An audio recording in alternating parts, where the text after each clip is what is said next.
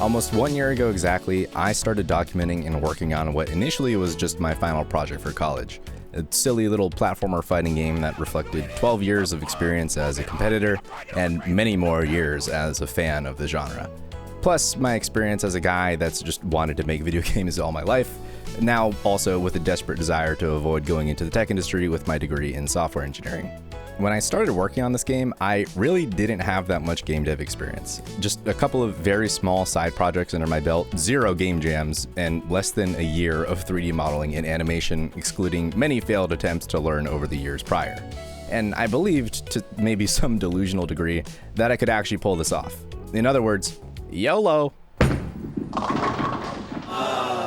Nice, fair! Well, a year later, I'm done with college. I'm treating this game like my full-time job until it's done, or I burn through my savings, whichever comes first. YOLO. Nice! And I'm pretty happy with my progress so far and how much I've learned especially. In this video, I'll be giving a general high-level overview of what it's been like making this game, but first here's a bit of background on myself and why I chose to make a platformer fighting game. Hello, I'm Tafaar, and I started playing competitive Super Smash Bros. Melee when I was 12 years old, after watching the Smash Brothers documentary, like many people did. I'm 24 now, and through the years I've loosely competed in and followed a variety of platformer fighting games like Project M, Super Smash Bros. Ultimate, Rivals of Aether 2, Framemakers, Combo Devils, and Multiverses, but most notably, Nickelodeon All-Star Brawl 1. Yeah, that game. The short version of the story here is that I basically dropped out of college for a year to compete because I didn't know what I wanted to do with my life. Get a parry, lick, and that's it! Yes! But then I was like, yo, what the f am I doing?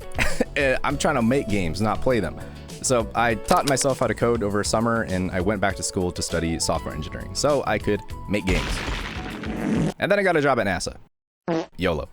I'm gonna try to avoid restating things I've already discussed in my other devlogs like character or game lore, but just so we're all caught up, the game story is based on the time my car got towed, so there's that.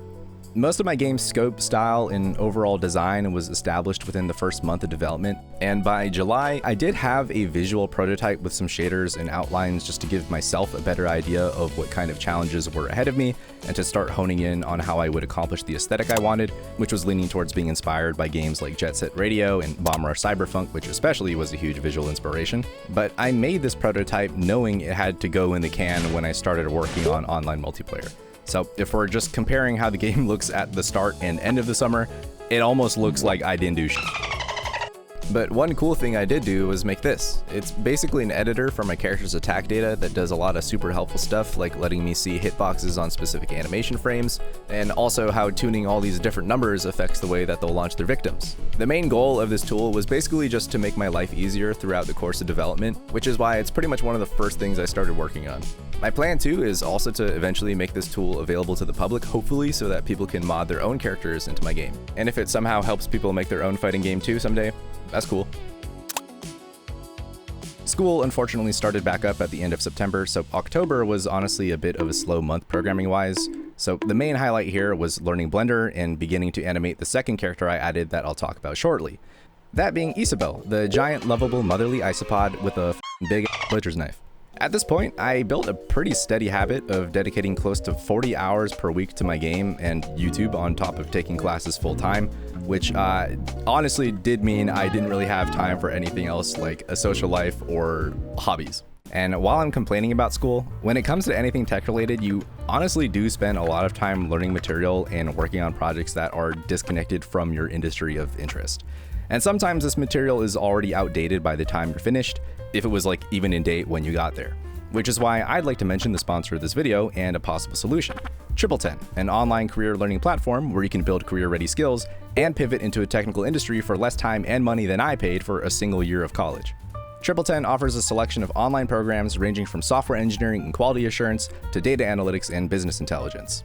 These programs are taught by active industry professionals who, in my experience between interning at NASA and working with professional game devs, are the best types of people you can be fortunate enough to learn from. These programs are also updated every 2 months, keeping them relevant while giving you the opportunity to work on hands-on projects, including actual externships with partner companies that let you verifiably say you made something valuable with your time. Plus, you get lifetime access to every program update for free. 80% of graduates from a 1010 program had zero coding or tech-related skills prior, and as someone who learned to code outside of college myself, I can tell you that jump is absolutely doable. Also, if the piece of paper part still matters to you, 1010's programs are built with academic partners like Southern New Hampshire University and the University of New Mexico Continuing Education. If you're still on the fence about making a career change or going to college like I was, you can just start with a free career consultation through the link in the description before committing. Thank you once again to 1010 for sponsoring this video. Okay, now let's talk about Isabelle. So if you're at all into Smash or other platform fighters, a giant cleaver like this is probably a red flag. And you're probably thinking, are you crazy or are you stupid? Well, allow me to address some elephants in the room that should hopefully help explain this. Unlike most platformer fighting games, Impound Rumble has no ledges and no blast zones. Instead, there's walls. And the closest comparison to this is PlayStation All-Stars, I guess. But apparently that game has no health bars at all, and you score kills by performing super attacks. And like, that's it. Anyways, while Impound Rumble doesn't have ledges, it does have health bars. The only quirky thing about that system right now is that you don't die immediately when the bar gets depleted. You actually still have to be knocked out by one last strong attack, which might be a combo finisher or just a stray hit. At least that's the way it works right now. I'm also getting a little bit ahead of myself here, but depending on certain conditions, which I'm still hammering out, these wall breaks can take you to other sections of the stage with different layouts and sizes, and you can strategically knock enemies out towards specific walls to dictate where you want to take the fight. Now, as for what relevance this has to Isabelle and her cleaver, it is the lack of ledges. A character with a weapon like this would probably never be possible in a game like Smash because so much of the gameplay revolves around controlling the stage, and well, I'm sure you can imagine how easy it would be to knock someone off stage with a sword like this, and then to also keep them off stage. Now, to really make sure that this whole wall system is inspired and not just like shoehorned in, I introduced Isabelle at this point as a design challenge to myself to see if I can balance a character like this without compromising on how you would want or expect a character with a giant cleaver to use it. Moving on, January through March is the span of my winter term, and a lot happened that I can't really fit into this video, but the highlights are Isabelle's moveset coming together, me adding a proper placeholder character select screen and savable custom control profiles, plus the finger, alternate costumes, testing the game with friends, and expanding on this whole meter mechanic. It was during this time period as well where I started to mingle more with other game developers and find a community of people who understand the struggles of what it's like to make a game, and I think that really motivated me to make a ton of progress. As a bit of general advice in a moment of irony coming from a YouTuber, I think you should be kind of careful about who you share your excitement and energy with over your passion, because even if you share with someone who has good intentions and wants to support you, their reaction might be a little disappointing if your expectations aren't in the right place.